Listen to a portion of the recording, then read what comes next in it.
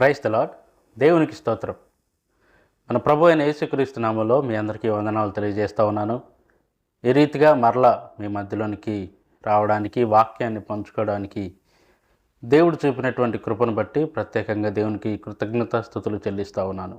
నా దేవుని ప్రియులారా, మనం చూసాం కదా, మొదటి వారంలో ఇంట్రడక్షన్ టు క్రిస్టాలజీ అనే టాపిక్ని 4 మెసేజ్లుగా నేను చెప్పడం జరిగింది.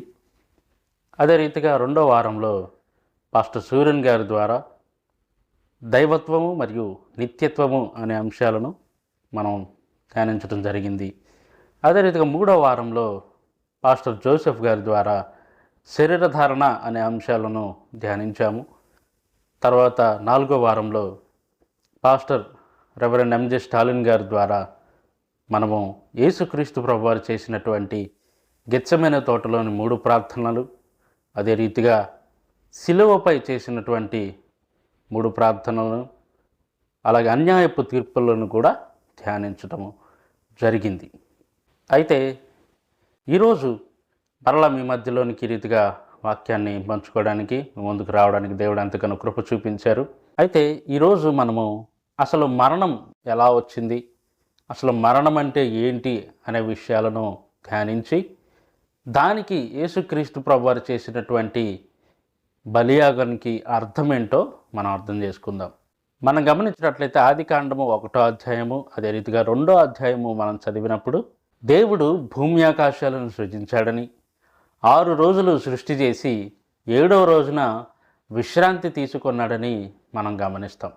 అదే రీతిగా మనము 2వ అధ్యాయంలో గమనించినట్లయితే దేవుడు నేలమంటితో నరుని నిర్మించి నరుని నాసికారంధ్రములలో జీవవాయువును ఊదగా నరుడు జీవాత్మ ఆయను అని అక్కడ వాక్యంలో ఉంటుంది. అదే రీతిగా ఆ నరుణ్ణి ఏదేను తోటలో ఉంచి అక్కడ సకల వృక్షములను పెట్టారని, చేశారని, అదే రీతిగా ఆయన భుజించడానికి, ఆయన తిరగడానికి, ఆ ఏదేను తోటనంతటిని ఒక అధికారిగా ఉండి పరిపాలించడానికిని అక్కడ ఆదామును ఉంచినట్లుగా మనము 2వ అధ్యాయంలో గమనిస్తాం.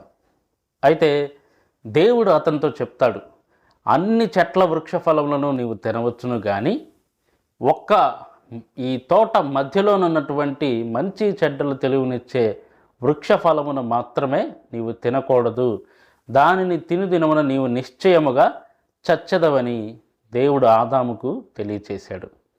అయితే నరుడు ఒంటరిగా ఉండటం మంచిది కాదు అని చెప్పి దేవుడు గమనించి ఆయనకు గాఢ నిద్ర కలుగు చేసి ప్రక్కటెముకలలో నుండి అవ్వను తీసినట్లుగా, అంటే నారిని తీసినట్లుగా, ఆ నారిని స్త్రీని చేసినట్లుగా మనం అక్కడ గమనిస్తాము. 2వ అధ్యాయము 25వ వచనంలో మనం చూసినట్లయితే ఆదాము అవ్వలు దిగంబరుల యుండిరి, కానీ వారు సిగ్గు ఎరుగక యుండిరి అనే మాట చూస్తాం. అంటే వారు ఆ దేవుని సన్నిధిలో, దేవుని మహిమలో వారు ఎలా ఉన్నారు, ఏం చేస్తున్నారు అనేటటువంటి జ్ఞానం అనేది వారికి లేదు అనే విషయాన్ని మనం గమనించవచ్చు. అయితే ఎప్పుడైతే 3వ అధ్యాయానికి మనం వస్తామో, ఆ 3వ అధ్యాయానికి వచ్చేసరికి సర్పము దేవుడు చేసిన సృష్టి అంతట్లో అది కుయుక్తి గలదై ఉన్నది అని చెప్పేసి మనము చూస్తాం. ఆ కుయుక్తి కలిగినటువంటి సర్పము వచ్చి ఆదాము అవ్వలను గమనించి ఒక సమయాన్ని చూసి అవ్వ దగ్గరకు వచ్చి ఈ రీతిగా ప్రశ్నిస్తుంది.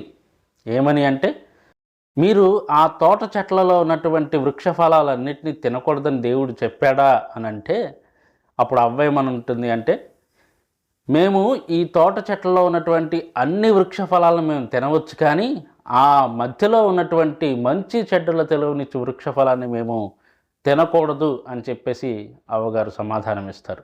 అయితే మీరు తినకూడదని దేవుడు చెప్పాడా అని అంటే, అవును తినకూడదు, మేము దాన్ని తింటే చచ్చిపోతాము అని చెప్పేసి అవ్వగారు సమాధానం ఇస్తే, మీరు చావనే చావరు, మీరు ఇంకా మీ కన్నులు తెరవబడతాయి, మీరు దేవదూతల వలె ఉంటారు, దేవుడిలాగా మీరు మంచి చెడుల తెలివిని, జ్ఞానాన్ని కలిగి ఉంటారు అని చెప్పేసి సర్పము అక్కడ శోధనకు గురి చేయగా, అప్పుడు అవ్వగారు ఆ తోట చెట్లను చూసినప్పుడు అవి చూపునకు రమ్యమైనదిగా, కన్నులకు అందమైనదిగా, అలాగే తినటానికి భుజించడానికి చాలా మధురమైనదిగా చాలా మధురమైనదిగా ఉంటుంది అని చెప్పేసి ఆవిడ అక్కడ గమనించి తాను తినటమే కాకుండా తనతో పాటు ఉన్న తన భర్తకు కూడా తినిపించటం జరిగింది.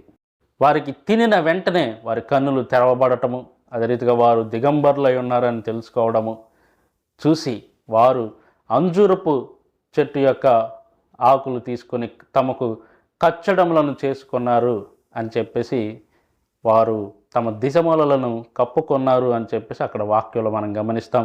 ఎప్పుడైతే దేవుడు మరలా సాయంత్రాన్ని కాలానికి వచ్చి ఆదాము నువ్వు ఎక్కడున్నావు అని చెప్పేసి అడిగినప్పుడు, మేము దిగంబరులమై ఉన్నాం కనుక మీ స్వరము విని మేము దాక్కున్నాము అని చెప్పేసి వారు తమ సిగ్గుని కప్పుకోవడానికి ప్రయత్నించారని చెప్పేసి దేవుడు చూడటం, దాని తరువాత దేవుడు వారికి చర్మపు చొక్కాయిలను చేయించాడని చెప్పేసి మనం ఆదికాండం 3వ అధ్యాయము 21వ వచనంలో చూస్తాం. కాబట్టి నా ప్రియులారా, ఇక్కడ మనం గమనించినట్లయితే దేవుడు ఏదైతే నరునికి ఆజ్ఞాపించాడో ఆ నరునికి ఆజ్ఞాపించినటువంటి మాటను నారికి తెలియజేశాడు, అంటే అవ్వగారికి తెలియజేశారు. చాలామంది ఇక్కడ అడిగేటటువంటి ప్రశ్న ఏంటంటే, లేదా అనుమానం ఏంటంటే, డౌట్ ఏంటంటే, అవ్వగారు కదా మోసపోయింది, ఆదాం గారికి ఎందుకు శిక్ష వేయాలి, ఆదాం గారు ఏం చేశారు అని అంటుంటారు. నిజానికి మనం గమనించినట్లయితే దేవుడు ఎవరికైతే ఇన్స్ట్రక్షన్ ఇచ్చాడో, అంటే ఇలా మీరు తింటే చస్తారు అని చెప్పింది ఆదాము గారికి అయితే, అవ్వగారిని సర్పము టెంప్ట్ చేయడం, శోధించడం జరుగుతుంది. కానీ అప్పుడు అవ్వగారు ఏం సమాధానం ఇచ్చారు? మీరు తినకూడదా అని అంటే మేము తినవచ్చు అంటది. అంటే మేము అంటే అక్కడ నేను, ఆదాము, అంటే ఆదాము గారు అవ్వగారికి తెలియచేశారు. మనం గమనించినట్లయితే ఆదికాండం 2వ అధ్యాయం 15వ వచనంలో దేవుడు ఆదాముకు తెలియచేస్తాడు. 3వ అధ్యాయంకి వచ్చేసరికి అవ్వకు కూడా తెలియచేస్తాడు ఆదాము. కాబట్టే మేము తినవచ్చు అనే సమాధానం ఇస్తుంది. కాబట్టి వారి ఇరువురికి ఆ యొక్క వృక్షఫలమును తింటే వచ్చే సమస్య ఏంటో, వచ్చేటటువంటి ప్రతిఫలం ఏంటో ఇరువురికి తెలుసు. తెలిసే వారు చేశారు గనుకనే ఇరువురికి శిక్ష విధించబడింది, లేదా శాపాన్ని కొని తెచ్చుకున్నారు.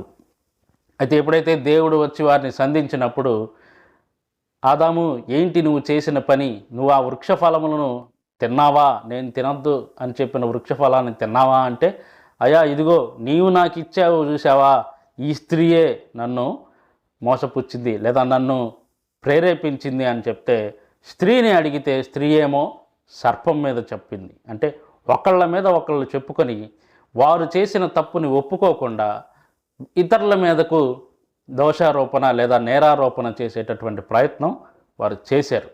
ఇప్పుడు కూడా మనం అదే కదండి చేసేది. నీవు నిజంగా తప్పు చేసావా అని అంటే, లేదు లేదు లేదు, నువ్వు నాకు ఇచ్చినటువంటి పలానా వస్తువుని బట్టో, పలానా స్త్రీని బట్టో, పలానా ఇంకొక దాన్ని బట్టో, పలానా డబ్బుల్ని బట్టో, ఇంకొకటో చెప్పి మనము చెప్తూ ఉంటాం. వేరే వాటి మీదకు మనం దోషారోపణ లేదా నేరారోపణ, లేకపోతే బ్లేమింగ్ గేమ్ అంటారు మనం ఇంగ్లీష్లో చెప్పుకోవాలంటే. ఈ రీతిగా మనము పాపం చేయటమే కాకుండా ఆ పాపాన్ని కప్పిపుచ్చుకోవడానికి కూడా అనేకమైనటువంటి ప్రయత్నాలు మనం చేస్తూ ఉంటాం. అదే రీతిగా ఆదాము గారు అలాగే అవ్వ స్త్రీ సర్పము పాపం చేశారు కాబట్టి, పాపానికి ఒడిగట్టారు కాబట్టి, ఆ పాపానికి సంబంధించినటువంటి శిక్ష పడాలి గనుక దేవుడు వారిని ఒక్కొక్కరికి ఒక్కొక్క శాపాన్ని ఇవ్వడం మనం చూస్తాం. ఆదాము గారేమో నేల మంటిలో నుంచి పుట్టాడు కాబట్టి ఆ నేలనే సేద్యపరచడానికి ఆయనకు ఒక శాపంలాగా ఆ నేల గచ్చ పొదలను, ముండ్ల పొదలను మొలిపిస్తుంది కాబట్టి ఆయన దాన్ని చదును చేసి సేద్యపరిచి, మనం ఈరోజు చూస్తున్నాం కదా వ్యవసాయం అంటే ఎంత కష్టంగా ఉంటుందో అంత కష్టంగా నరుడు చేయాలి అని చెప్పేసి ఆదాము గారికి ఇవ్వడం. అదే రీతిగా అవ్వకు తనకున్నటువంటి గర్భఫలమును ఆవిడ చాలా ప్రయాసతో, మరి అనేకమైన వేదనల మధ్య ఆవిడ ఆ గర్భాన్ని దాల్చుతుంది అని చెప్పేసి మనము వాక్యంలో చూస్తాం. ప్రసవ వేదనను దేవుడు మరింతగా పెంచాడు అని చెప్పేసి అక్కడ వాక్యంలో మనం గమనిస్తాం. అదే రీతిగా సర్పంతో నీవు నేల మీద ప్రాకుతావు అంటే, అంతకుముందు కాళ్ళు ఉన్నాయి అని చెప్పేసి కొంతమంది వేదాంతవేత్తలు చెప్తూ ఉంటారు. కాబట్టి అక్కడ సర్పమేమో పాకటం జరుగుతుంది. అదే రీతిగా అక్కడి నుంచి మన్ను తింటుంది. అదే రీతిగా స్త్రీ సంతానానికి సర్ప సంతానానికి వైరం కలుగుతుంది, అంటే సాతాను సంతానానికి వైరం కలుగుతుంది. నీవు దాని మడిమ మీద కొడతావు, అతడు నిన్ను తల మీద కొట్టును అని చెప్పేసి అక్కడ మనం గమనిస్తాం. ఇది మొట్టమొదటిసారిగా ఆదికాండంలో దేవుడు చేసినటువంటి ఒక గొప్ప ప్రణాళిక ఏమిటి అని అంటే, ఆ యొక్క పాపానికి శాపానికి ప్రతిఫలంగా స్త్రీ సంతానము ద్వారా వచ్చిన వ్యక్తి లేదా వచ్చినటువంటి యేసుక్రీస్తు ప్రభువారే మనకు విమోచనకర్తగా, విమోచన క్రయధనముగా మన కోసం సమర్పించబడతాడు అని చెప్పేసి ఈ రీతిగా ఇక్కడ ఉన్నటువంటి మొట్టమొదటి ఒక సువార్త ఫలము అని చెప్పేసి మనము అనుకోవచ్చును అని చెప్పేసి మనం ఇక్కడ ఈ వాక్యం ద్వారా గమనించవచ్చు.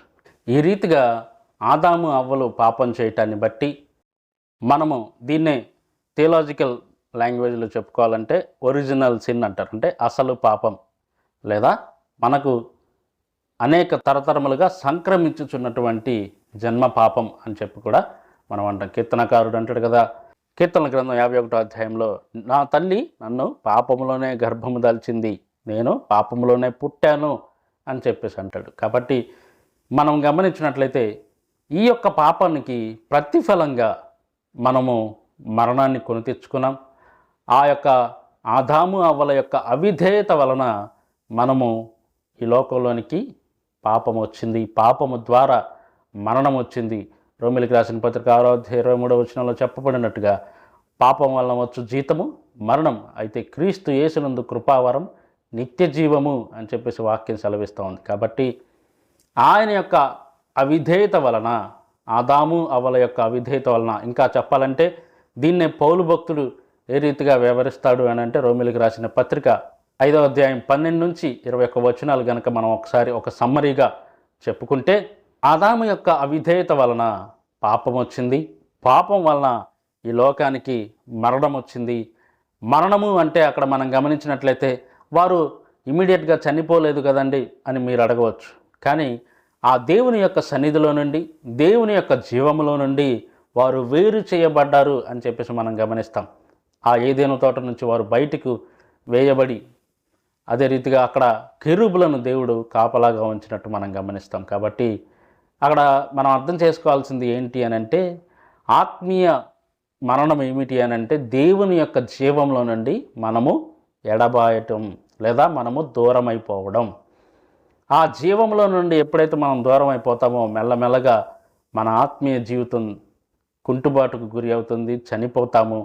మన జీవితం అనేది మూడుబారిన జీవితంలాగా మారిపోతుంది. మనం చూస్తుంటాం కదా, రోజు నీళ్లు పోస్తున్న చెట్టు మనం ఎప్పుడైతే మాన్వేస్తామో, మనం ఎప్పుడైతే ఆపేస్తామో, ఆ యొక్క ఎండకు ఎండిపోయి అది వాడిపోయిన ఆకులు గలదై, కొమ్మలు ఆకులు అన్నీ కూడా వాడిపోతాయి.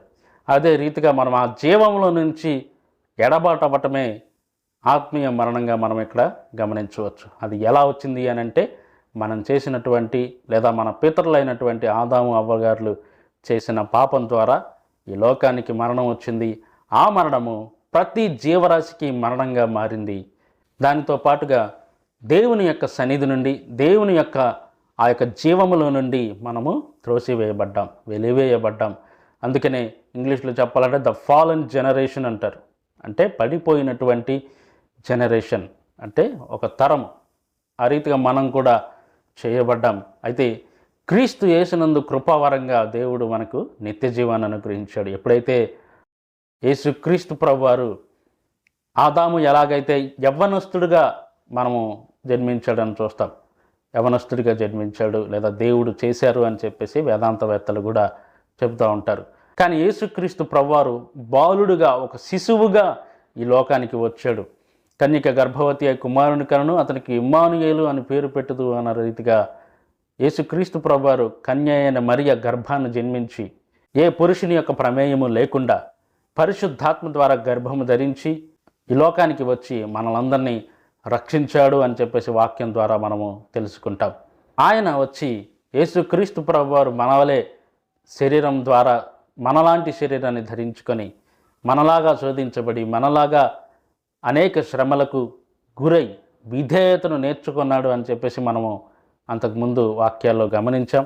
కాబట్టి ఆ విధేయత ద్వారా ఎప్పుడైతే సాతాను ద్వారా శోధించబడ్డాడో 40 రోజుల ఉపవాసం తరువాత, ఇదిగో ఈ రాజ్యాన్ని నీకు ఇస్తానన్నాడు, అలాగే నేను నీకు అధికారాన్ని ఇస్తానన్నాడు, అలాగే ఇవన్నీ నీ సొంతం అవుతాయి, నీ కాళ్ళ కిందకు వస్తాయి అని అంటే, దేవుడు యేసుక్రీస్తు ప్రభువారు ఆ యొక్క శోధనను వాక్యము ద్వారా తిప్పికొట్టినట్లుగా మనము గమనిస్తాం. మత్తయి సువార్త 4వ అధ్యాయంలో గమనించినట్లయితే ఆదామేమో అవిధేయత చూపించాడు, అది పాపానికి దారి తీసింది, పాపం వలన మరణం వచ్చింది. అయితే యేసుక్రీస్తు ప్రభువారు విధేయత చూపించాడు. విధేయత చూపించటాన్ని బట్టి ఆ యొక్క శోధనను చేయించడానికి ఒక మార్గాన్ని చూపించాడు. ఆ మార్గము ద్వారా పాపంపై విజయం వచ్చింది, ఆ మరణంపై కూడా విజయం వచ్చింది. ఆ విజయము ద్వారా మనకు నిత్య జీవము వచ్చింది. మరణము అందరికీ ఎలాగో ఆదాము అవ్వల పాపం ద్వారా సంప్రాప్తమయ్యిందో, కానీ కడపటి ఆదామైనటువంటి యేసుక్రీస్తు ద్వారా మనకు జీవము ప్రాప్తమయ్యింది, నిత్య జీవము ప్రాప్తమయ్యింది. అలాగే తండ్రి సన్నిధిలో నుండి ఆదాము అవ్వలు ఎలాగైతే వారు బయటకు త్రోసివేయబడ్డారో, యేసుక్రీస్తు ప్రభువారి ద్వారా తండ్రితో సమాధానపరిచాడనమాట యేసుక్రీస్తు వారు. ఆ శిలువలో మరణం ద్వారా ఆయన మనల్ని తండ్రితో సమాధానపరిచాడు. ఆయన మన పాపములకు శాంతికరమై ఉన్నాడు అని చెప్పి మనం వాక్యంలో గమనిస్తాం. కాబట్టి ఆయన ద్వారా ఎవరైతే మరి ఆయన్ను నమ్ముకుంటారో, యేసుక్రీస్తు నందుండే వారికి ఏ శిక్షా విధియు లేదు అని చెప్పేసి వాక్యంలో గమనిస్తాం. అదే రీతిగా యేసుక్రీస్తు నందుండే వారు నూతన సృష్టి కాగా, ఎవడైనాను క్రీస్తు నందున్న ఎడల వాడు నూతన సృష్టి, ఇదిగో పాతవి గతించెను, సమస్తమును క్రొత్తవాయును అని చెప్పి వాక్యం సెలవిస్తూ ఉంది. కాబట్టి మనము గమనించినట్లయితే ఎవరైతే యేసుక్రీస్తు ద్వారా యేసుక్రీస్తు యొక్క శిలువ బలియాగమును అంగీకరిస్తారో, ఏదైతే చెప్పబడుతుందో ఒరిజినల్ సిన్, అసలు పాపం నుంచి విముక్తిని పొందుతారు. ఆయనను సొంత రక్షకునిగా ప్రభువుగా స్వీకరించిన ప్రతి ఒక్కరూ ఈ పాపము నుండి మనము విముక్తి చెందుతాం. కనుక మనము దేవుని చిత్తానుసారంగా ఆ యొక్క జన్మ పాపం నుంచి విముక్తి చేయబడతాం. అయితే ఇంకొకటి ఉంటుంది, అదేంటంటే మనం చేసేటటువంటి కార్యముల ద్వారా కలిగేటటువంటి పాపం. ఆ పాపాన్ని రోజు రోజు మనము దేవుని సన్నిధిలో ఒప్పుకోలు చేయటాన్ని బట్టి, దేవుని సన్నిధిలో పాప క్షమాపణ అడుగుటను బట్టి ఆ యొక్క పాపం నుంచి మనకు విముక్తి కలుగుతుంది. అయితే ఈరోజు నేను చెప్పాలనుకుంది ఏమిటి అంటే, ఆ మరణము అంటే ఏంటి, ఆ మరణము ఎలా వచ్చింది, ఆ ఆదాము గారి ద్వారా వచ్చినటువంటి దాన్ని కడపటి ఆదామైనటువంటి యేసుక్రీస్తు ప్రభువారు ఏ రీతిగా మనకు విడుదల చేశారో ఈ యొక్క వాక్యం ద్వారా మనం ధ్యానించాం. ఈ అంశాన్ని ముగిస్తున్నాను. దేవుని కృప మనకందరికీ తోడైండును గాక. ఆమెన్.